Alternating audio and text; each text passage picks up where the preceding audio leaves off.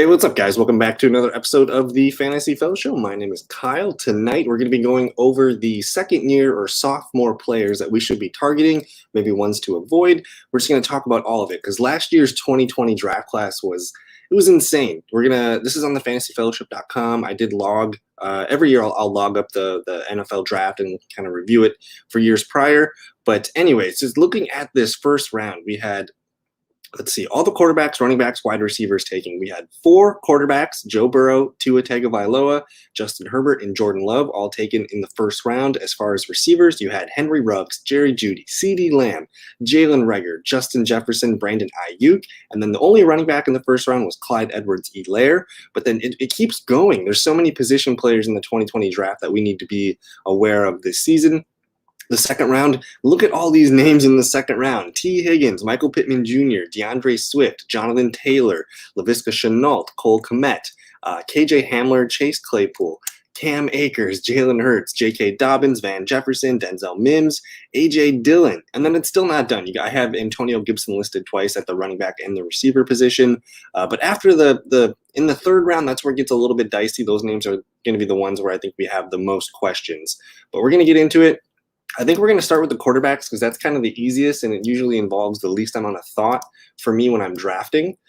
So the quarterbacks, there's really only 4, maybe 5 quarterbacks that we need to worry about. The best one, probably Justin Herbert for fantasy. He did have a massive season last year. Let me pull up those numbers from last season.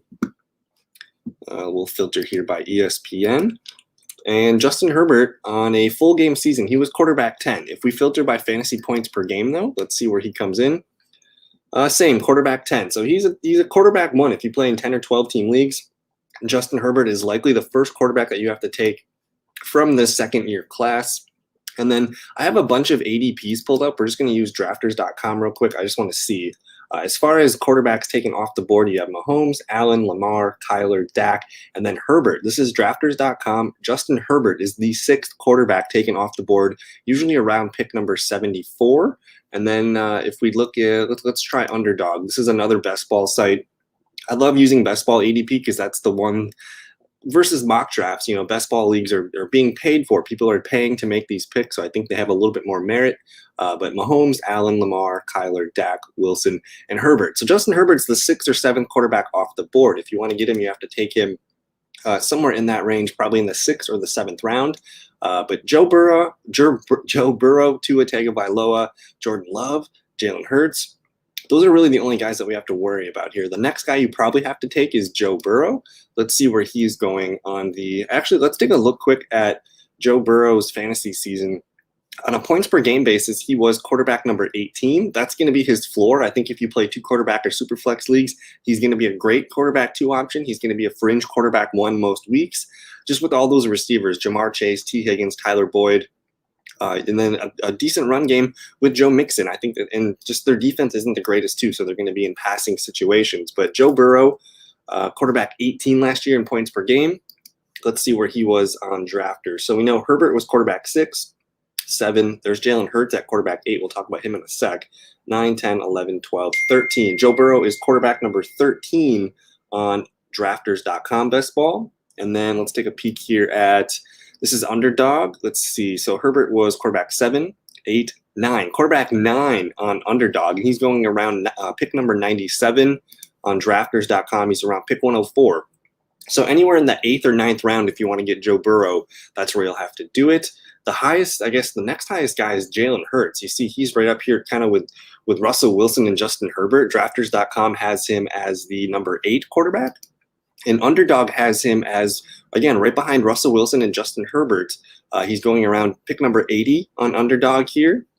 And drafters.com, it does say he is roughly pick number 84. So that 7th, 8th round is where you have to kind of consider Jalen Hurts. Anybody else left here? We got Tua and Jordan Love to cover real quick.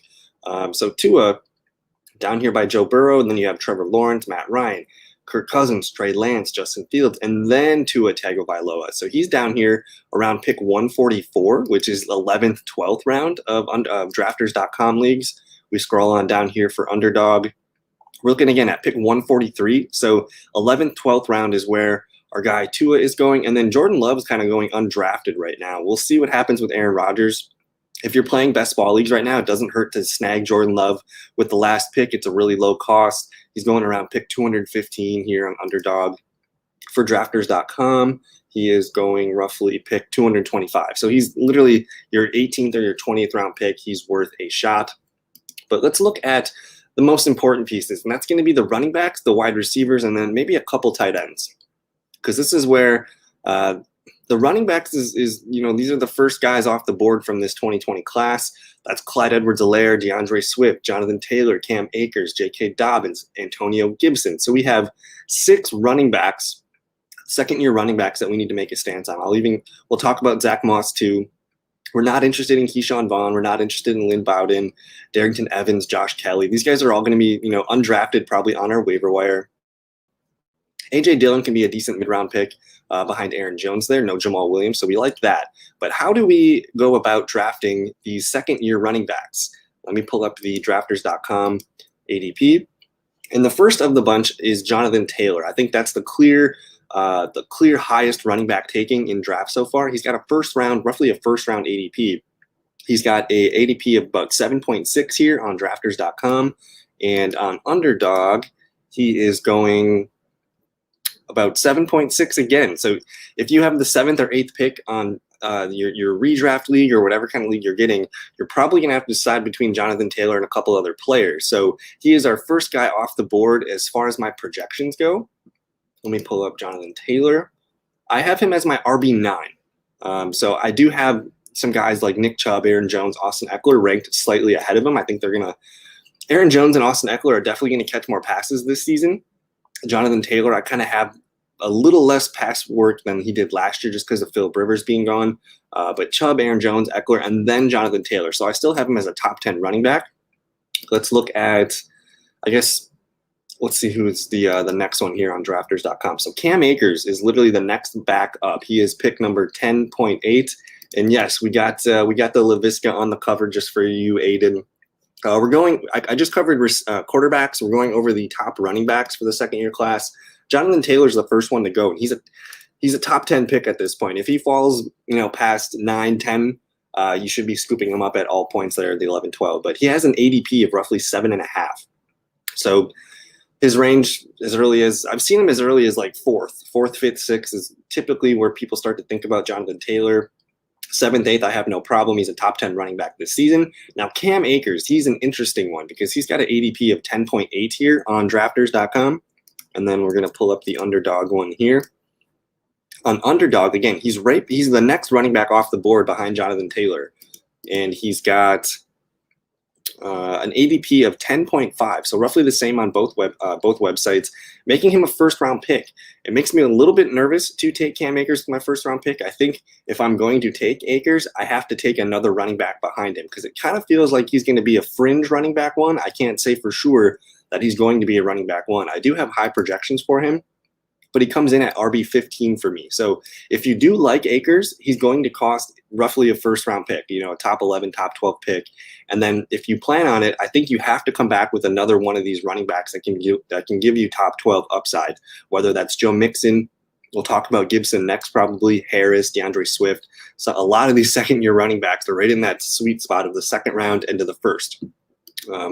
So let's move on to the next second-year running back. And yes, I keep forgetting about James Robinson because he wasn't on the drafted list. So we'll talk about him when we get to him. He's going to be probably the 7th running back off the board from the second-year class. So we will cover some of these other guys first. But after Cam Akers and Jonathan Taylor, you're going to come down just a little bit, and that's where you see Antonio Gibson, Clyde Edwards-Helaire, DeAndre Swift, J.K. Dobbins, all in a massive cluster here. And this is drafters.com. So we'll kind of rank these guys together. Gibson, you have an ADP of about 19.5. Edwards, you have an ADP of about 20.5. DeAndre Swift, a little bit later, he's going 28.5, and J.K. Dobbins roughly 31st. Now, if we go to Underdog real quick, you're going to see Gibson is actually a little bit higher. He's got an ADP of 17. Clyde Edwards is at 21. DeAndre Swift about 30, and Dobbins about almost 32. So to me, both these websites have Antonio Gibson being the 3rd best running back of this class. And if you're drafting in the second round, especially if you were interested in getting a Cam Akers with your first round pick, whether that's 10th, 11th, 12th, I think Antonio Gibson he's worth a shot as your RB2 because just with my projections, he came out as my running back number 12.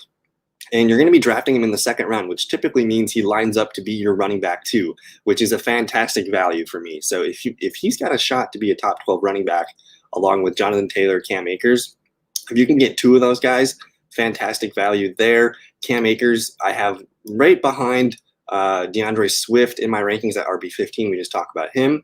But DeAndre Swift is number 14. Clyde Edwards is number 16. And Dobbins is number 17. So like these guys are literally all kind of the same. As far as PPR points, I have them separated by the drop off from Gibson to Clyde Edwards is roughly 20 fantasy points, which is what, a point and a half per game? No, like roughly a point per game. So interesting. So Aiden says we don't like Clyde Edwards. The Chiefs don't have a good blocking tight end in the trades and signed. So yeah, they upgraded the offensive line. So they don't really have a true lockdown blocking tight end like they used to have, but the offensive line is going to be an upgrade. It's going to be a second season in that offense. Le'Veon Bell is gone. I would expect Clyde Edwards to have a decent floor this year. Let's see where Clyde Edwards finished last season. We'll filter by PPR. So he finished as RB22 last year, which is not, people were drafting him in the first round. That was not ideal.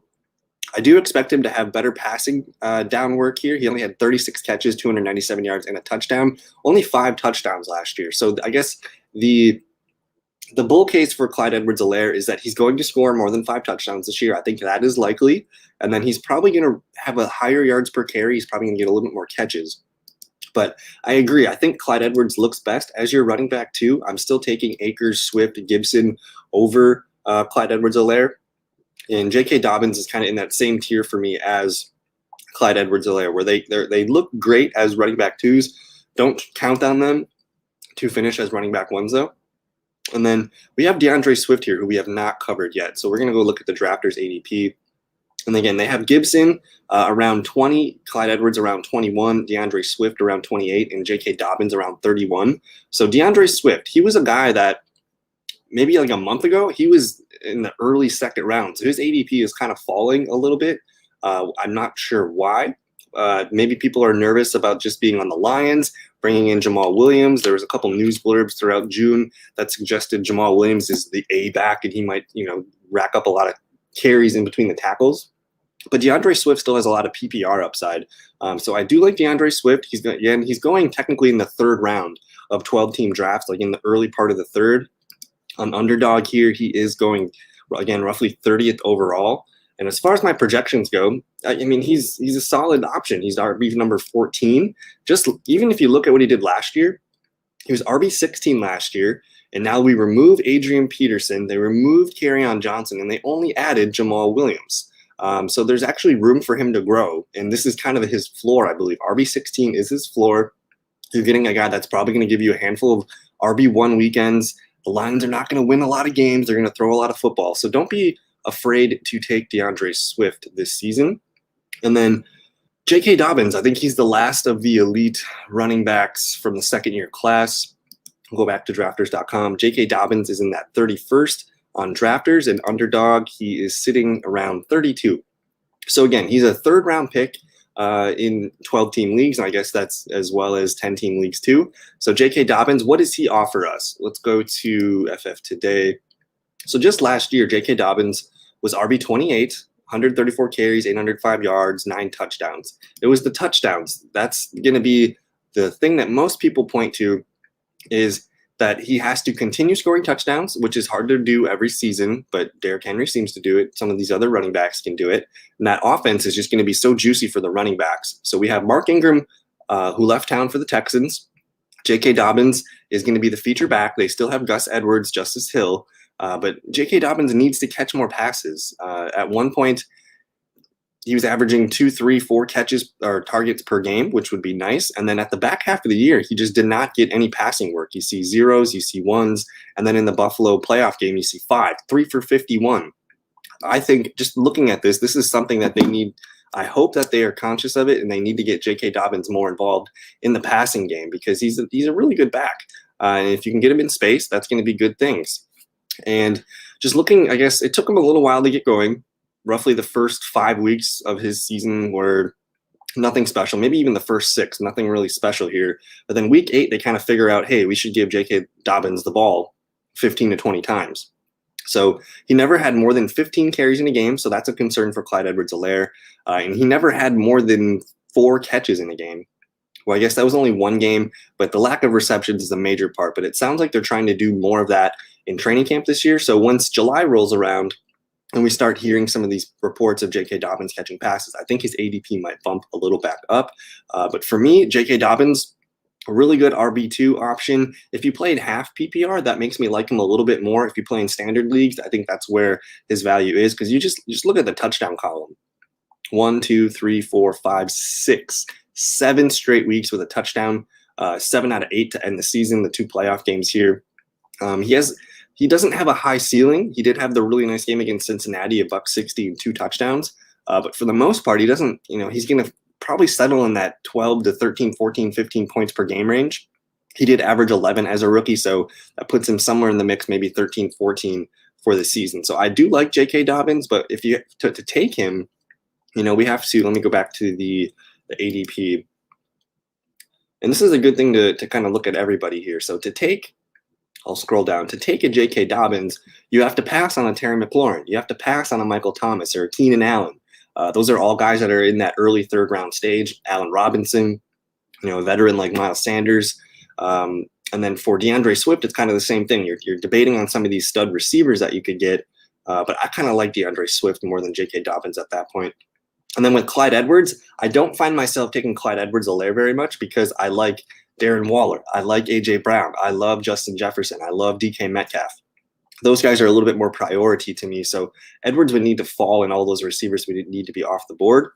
Now, the one running back I like in the 2nd round that I think merits, competition with some of these wide receivers, it's Antonio Gibson. So if you can't decide on Hopkins, Ridley, DK, AJ, any of these 2nd round receivers, I think you go Antonio Gibson.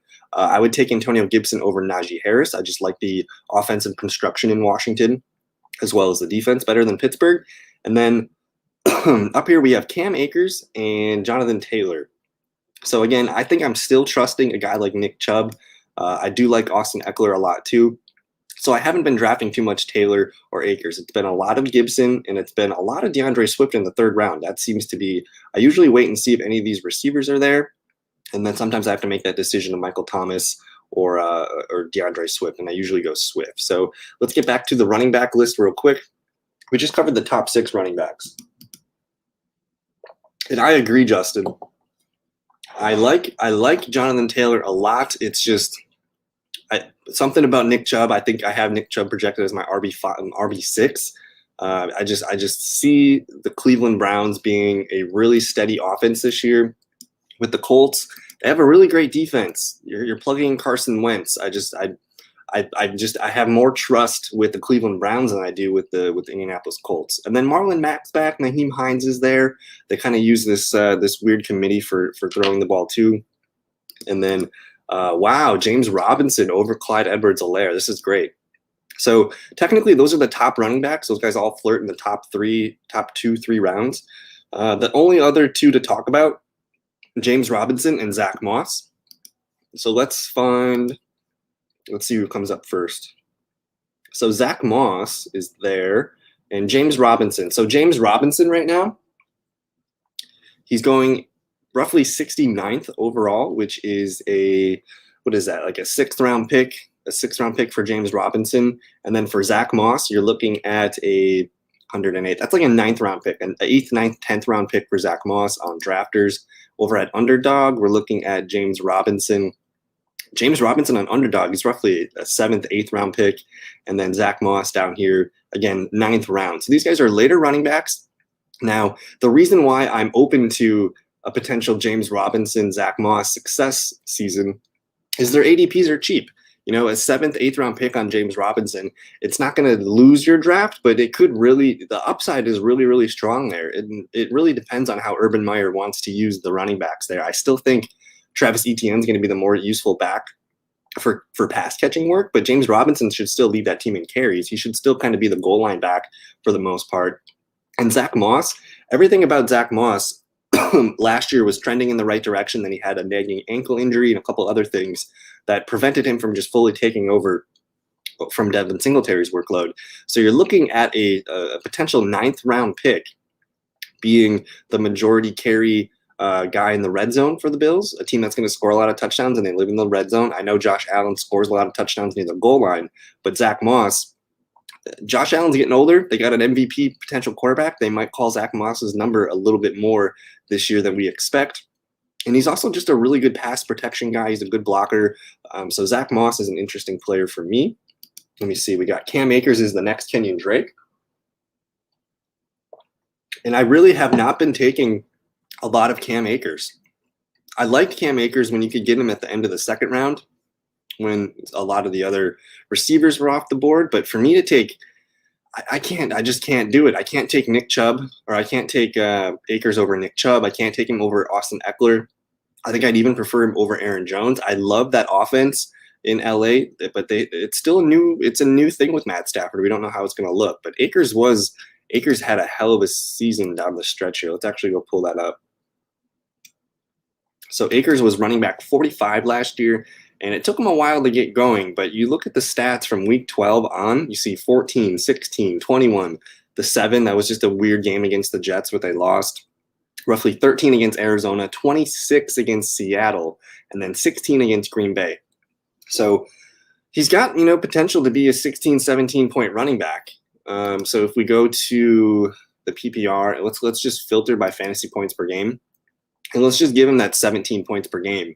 That's going to put him, again, roughly RB10. So for me, to draft the running back potential number 10 inside the top 10 doesn't make sense. I'd rather have Jonathan Taylor at that price for sure. Let me see. He's not going to have 2nd round value. The decision to take Cam Akers over a guy like Nick Chubb, Austin Eckler, who's been a pretty good back with the PPR too, and then just the receivers, I just don't see myself taking a lot of Cam Akers. Straight Steal Robinson will be at least. I think so. And Robinson is a really good pass protector. He hung in there last year. He was easily the Jaguars' best player. So I just think, especially when the pads come on in the end of July, I think there's going to be a lot more press news about James Robinson. Oh man, he's like Urban Meyer's, he's really good. You're going to probably see a lot of that. And then yes, they're going to put the baby gloves on the offense for Trevor. They're going to try to run the ball, I think, as much as possible and try to set up the good play action off of that. So compare Drake numbers from 19 to 20. So Kenyon Drake, let's see, where's Kenyon Drake? Why can't I read? Kenyon Drake down here. So Kenyon Drake averaged 15.3 fantasy points per game in 2019 with Arizona. I guess that's half Dolphins, half Arizona, and then only 13 games last season. It was just really inconsistent last year. Some really low floors of 3.5, 5.1, 6.0, 8.1, but a decent streak of double digits here.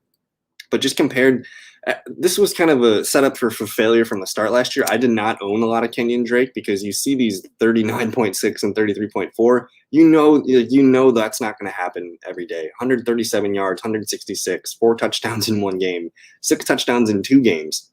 So that was kind of an outlier from the beginning. He was just kind of a hot player at that time.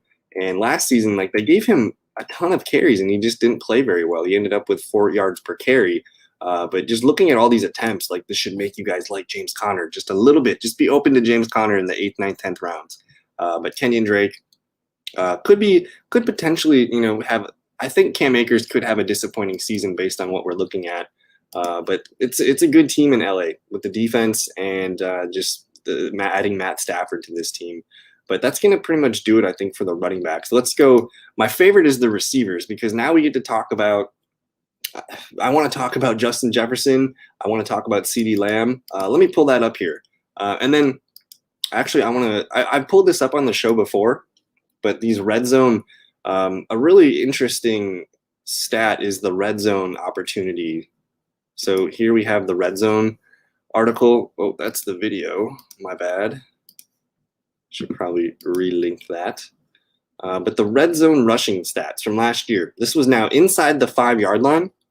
Kenyon Drake had the 3rd most carries. He had 21 carries. He converted 9 touchdowns. And every time when they were in the 5-yard line, he got the ball 72.4% of the time, which is very telling for James Conner. And you got, numbers inside the 10. Still, Kenyon Drake, number 4 with 35 carries and those 9 touchdowns. All of his 9 touchdowns were inside the 5 last year. And then inside the 20, Kenyon Drake, 4th on the list, 56 total carries, 9 touchdowns. So they don't bring in James Conner, with not expecting him to get this workload, because you don't see Chase Edmonds' name on the list here. So, but that'd be for a different video. Let's keep going back to the receivers. I guess for ADP wise, I'm looking here. James Conner, he's going 103rd, right next to Zach Moss. So in that, start thinking about him in the 8th round, 9th round is probably where you have to take a guy like James Conner. So Laviska Shenault's going to be on our list. Don't like Kamara this year. Kamara, I'm not. So for me, if I had to pick my spot, I want to be at the 11-12 spot. Give me a start of Nick Chubb plus Austin Eckler. Complement the great running of Chubb and the awesome PPR of Eckler. That's kind of where my mind's at. But these second-year receivers, we're talking the best ones, Justin Jefferson. You got to take him in the 2nd round. Let's pull up JJ real quick here. We'll go to the receivers and we'll look at the drafters. So his ADP is 24th overall. So if you say you start your draft, you get your Christian McCaffrey, you get, Dalvin Cook, or you get a top 3-4 pick. When that 2nd round comes around, you have to think about taking Justin Jefferson there, because he's not going to be in the 3rd round. He has an ADP of 24.4. He's not making it to the 3rd. I guess in a 10-team league, that is the 3rd round, but 12-team leagues, he ain't making it there. And then at Underdog, he has an ADP of, where are you? 25. So the first pick in the 3rd round of a 12-team league. So Justin Jefferson he's just set records last year as a rookie. And it sounds like from the OTAs in Minnesota, he was the best player on the field. Like, everyone can see that he took another step forward this year. Wide receiver number 7 last year. I don't expect him to come. He's going to come close to 1,400 yards. I think he's going to be more involved and be more of a possession receiver this year. They're still going to use him vertical, but I look for more receptions and a little less yards per catch. I have him leading the team in touchdowns this year. He's one of my favorite. He's foolproof. He is going to be the best player that you could take, I think, in that range for a second-year receiver.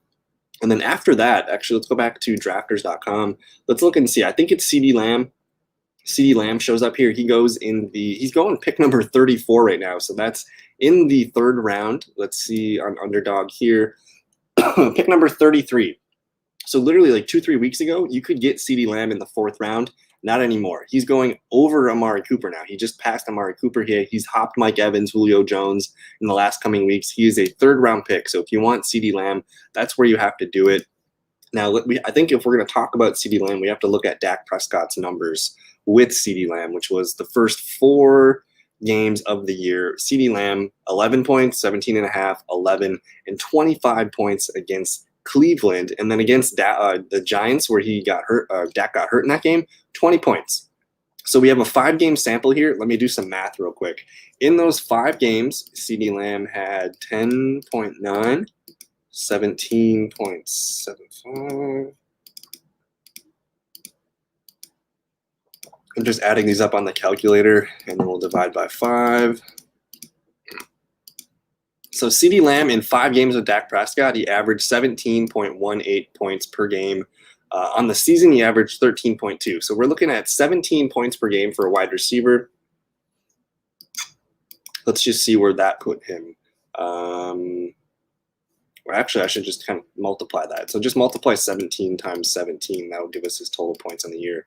Roughly 289. So just assuming Prescott played the whole year, CeeDee Lamb played the whole year, that would have put CeeDee Lamb in a top 5 of receivers. So that's the upside that you're getting there in the 3rd round. He can be I don't know about top 5, but he can be a top 10 wide receiver 1 this year. So I'm all aboard the CeeDee Lamb train. He's probably Justin Jefferson and CeeDee Lamb. I have no problems where you guys want to take them. So we went 3rd yesterday. If it goes, I'll be yes.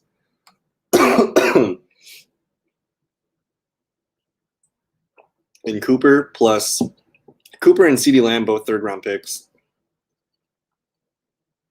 So the thing with CeeDee Lamb, especially if you're playing best ball, I think that's where you go Cooper. If you are playing, your standard redraft leagues with your friends, go CeeDee Lamb because he's going to offer the most consistency week to week. He's kind of like the Cooper Kupp of the offense, where you're going to get double digits. He's going to catch 5-6 balls per game.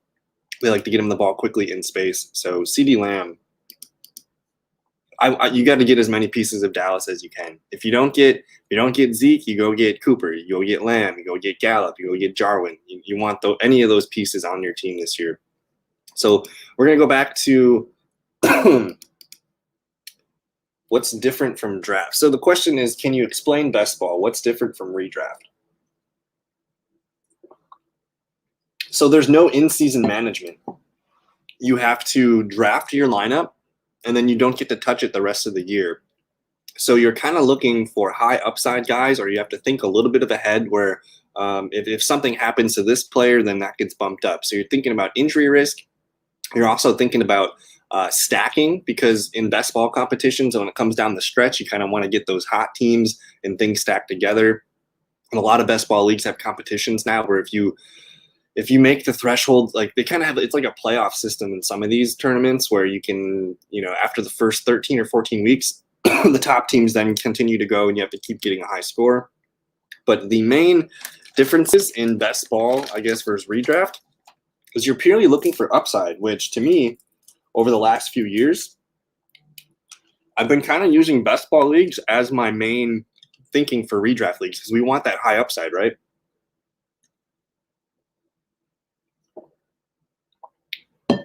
So best ball, it's just challenging because you have to monitor your bye weeks, and you have to continue to find guys that have high upside. The later the draft, high upside. My throat's starting to go. So we're looking at wide receivers here. So after Justin Jefferson, you have CeeDee Lamb. After CeeDee Lamb, we'll continue to scroll here.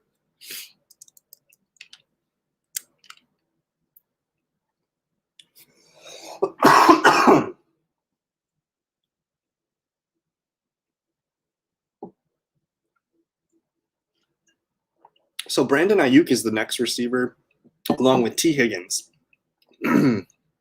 T. Higgins has an ADP of 53. Brandon Ayuk around 60. So those are 5th-round picks for both those receivers. Drafters.com. T. Higgins is going around 56 and Ayuk around 58. So that's a 5th-round pick for both those wide receivers. If you draft those guys, they can be your wide receiver 3s this year with upside of wide receiver 2. I like both guys. In the 5th round, though, give me T. Higgins, an offense that's going to throw the ball a lot more than the 49ers. I think that's where I will go. My throat's attacking me again. Been talking a lot lately. The next best rookie or the second-year receiver, you got Chase Claypool, Jerry Jeudy, and Laviska Shenault. So Chase Claypool going 66th overall. That's a 7th-round pick. Jerry Jeudy, 76. That's a 7th-round pick. And you got Laviska Shenault, 83. That's a 7th-round pick. On Underdog, we're looking at Claypool going again 65th. Jerry Jeudy 74th. And Laviska 83rd. So all those guys are a 7th-round pick.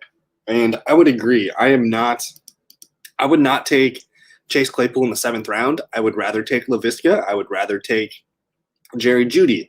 Now, the thing with Jerry Jeudy, Cortland Sutton's going to be there, which actually could be a good thing for him because you could see Jerry Jeudy getting, the 2nd or 3rd best corner. They're going to move Jerry Jeudy around.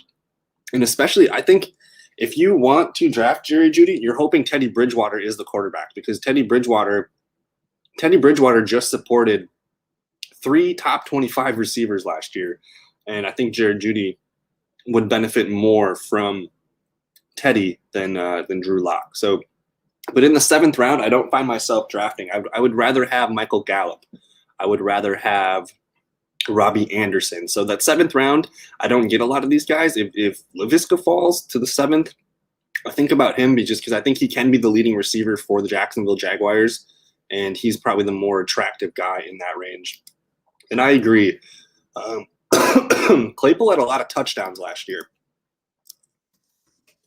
Let's pull up the FF today. And Claypool really faded at the end of the season last year. And he's also, I'm nervous about the Steelers' offense. Ben Roethlisberger really crumbled down the stretch. They lost like 5 of their last 6 games. Claypool finished as a wide receiver 22, but just look at his numbers at the end of the year. Not great. From week 13 to 16, 5.8, 4.5, 7.8, 9.4. Not great. And he really just had that one massive game, the 42-point game, week 5 against Philly with the 4 touchdowns. And then after that, it was kind of this weird November, December for him. So he's going to be boom or bust. He's attached to Ben Roethlisberger. I don't know if I love it. Just for consistency for the full season, we'll have to see. So I'm open to Jerry Jeudy, but again, in the 7th round, there's other players for me that I find myself. So I don't get a lot of Claypool. I don't get a lot of Jerry Jeudy in draft so far. Whoa. Let me read some of this. There's belief Bucks Giannis would be given the green light for potential Game 7 with the Hawks avoid elimination. Yep.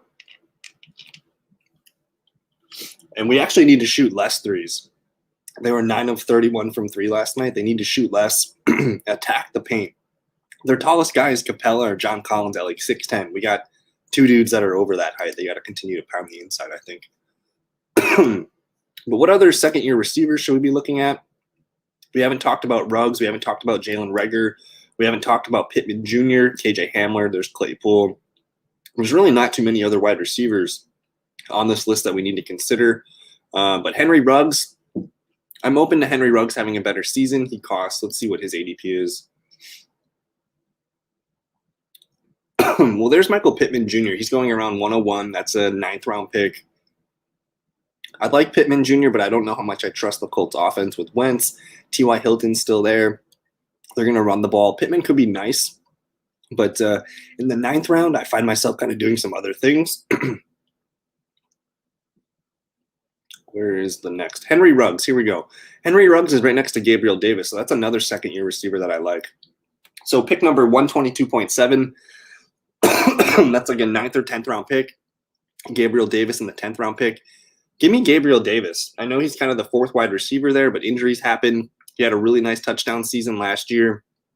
Cole Beasley's been kind of hurt on and off throughout his career, and you're attaching yourself to one of the best offenses. And with Henry Ruggs, Nelson Aguilar is out of town, which they should be using Henry Ruggs and all those Nelson Aguilar type deep ball threats. So I like Henry Ruggs. He's got some really nice upside, and especially in best ball leagues.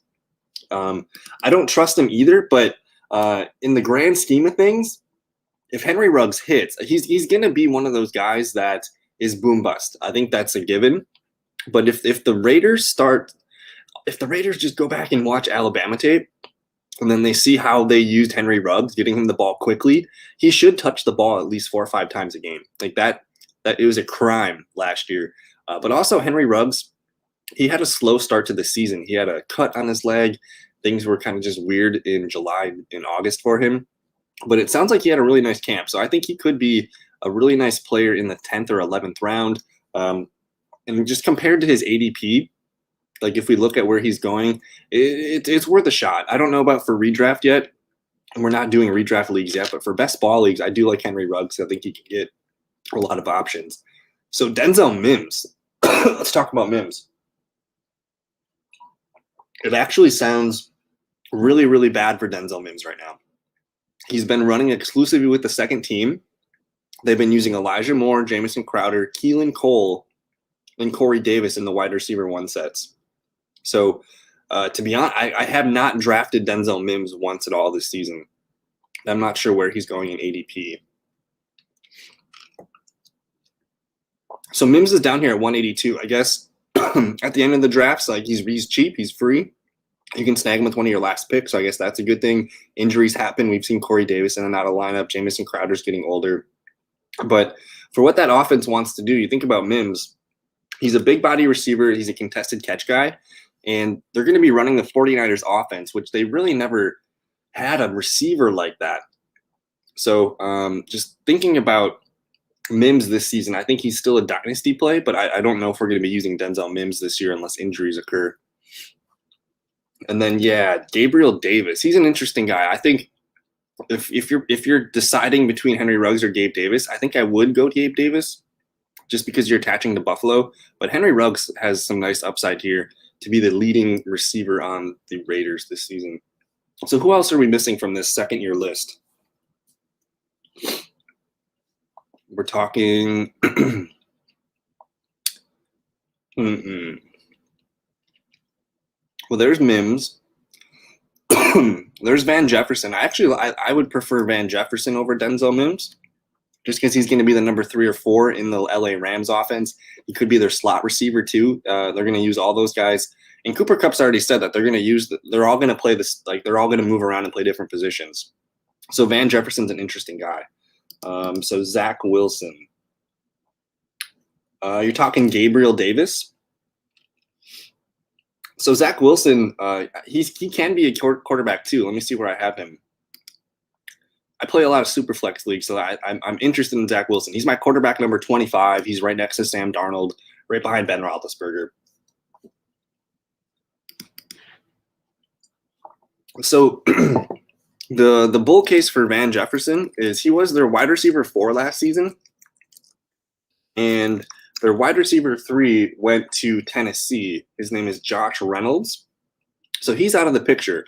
But down the stretch last year, they started to use Van Jefferson just a little bit more.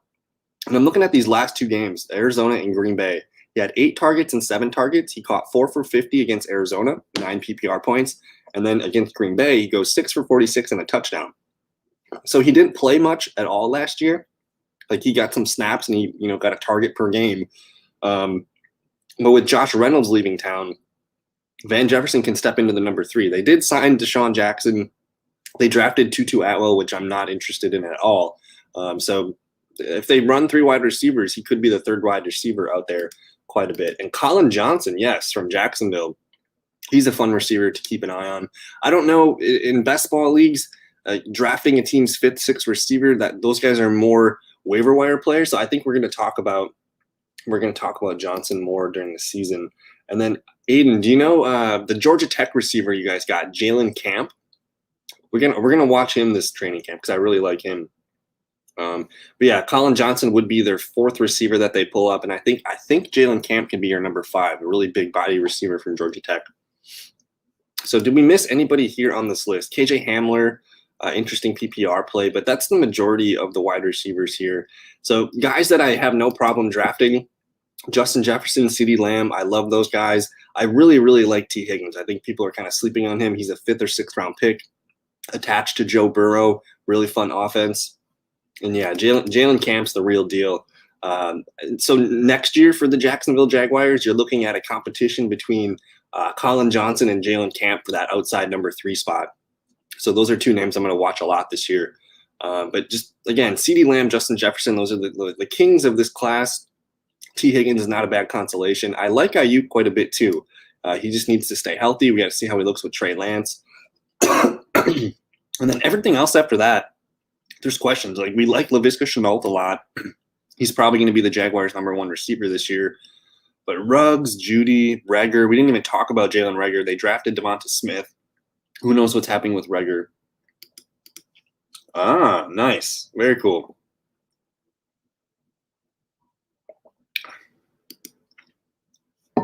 And then just to do due diligence, let's look at the 2nd-year tight ends. It's all about Cole Kmet. Like, we don't care about Asiasi. We don't care about DeGuara, Dalton Keene. Adam Troutman, though, he's going to be the Saints' leading tight end. That's going to be an interesting late-round dart. And then Harrison Bryant. I know he's behind Austin Hooper, but if anything happens to Hooper, Harrison Bryant's going to be the waiver wire pickup of the week. But Cole Kmet, Adam Troutman, both those guys have a lot of buzz and hype. We got to see how they look in training camp. But they can be your tight end number 2. Going into the season.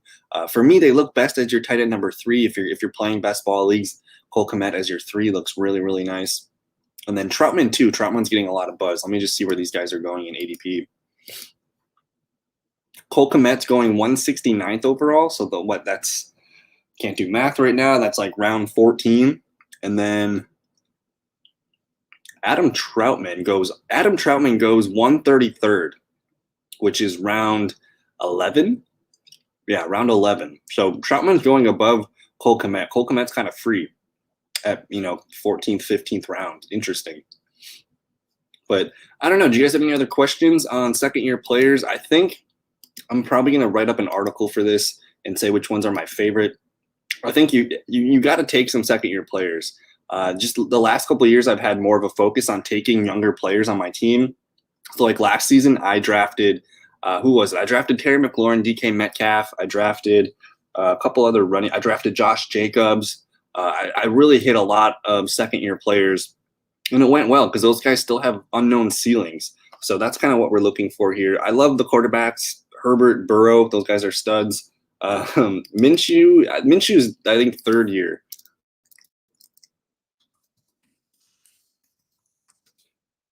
Actually, he might be third. He might be. Yeah, Minshew is going to be entering his third season. So interesting.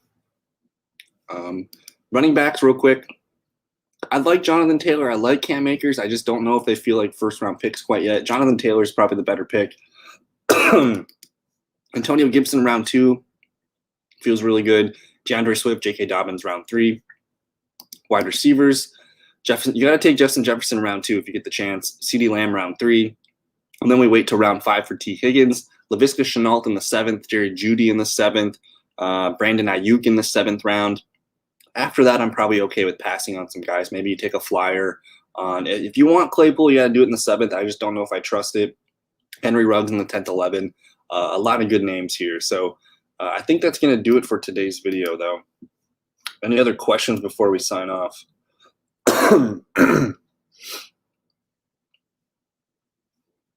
Trying to think of making sure I made sure I got every player here.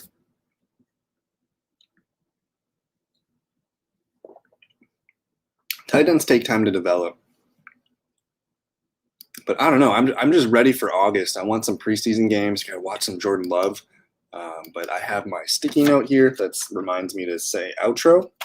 So we got a new outro for you guys. That's going to do it for today's video. Thank you guys so much for hanging out. I might do something tomorrow. Not sure yet. We'll see what's going on. Dawson Knox, I think he's a year 3 player, but we'll talk more about him, coming up in July. So that's going to do it for today's video. Thank you guys so much for your time. Have a good rest of your holiday weekend. We'll see you in another one. Thanks. Peace.